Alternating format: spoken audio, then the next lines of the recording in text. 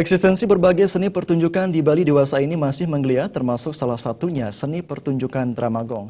Kendati mengikuti perkembangan yang ada dalam pementasannya, seni pertunjukan Dramagong diharapkan tidak keluar dari pakem atau ketentuan yang ada.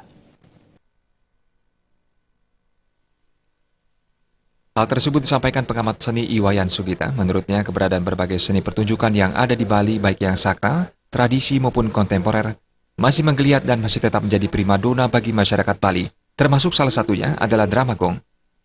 Wayan Sugita yang juga sering berperan sebagai Pati Agung ini sangat menyayangkan ketika ada Dramagong yang keluar dari pakem yang ada, meskipun itu bisa menghibur masyarakat.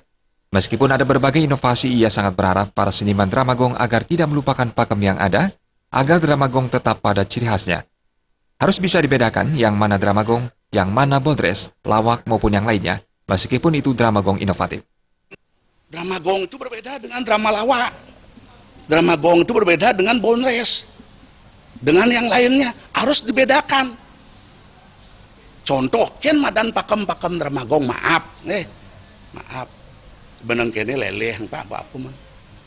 Patuh cara pepason seni pertunjukan yang lain ada di madan pegunaman, peparuman, pangyalung satu nih, ada di madan pekad, ada madan pesiat, ada madan pemabah, ada madan penyud.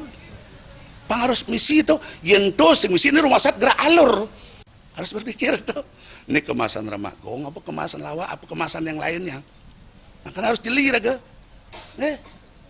Nah ini ke contoh-contoh pakem yang harus memang dilestarikan, jejerang. Sugita yang juga aktif membina Dramagong di berbagai daerah di Bali ini tidak menampik kalau Dramagong di setiap daerah di Bali memiliki ciri khas dan karakter tersendiri.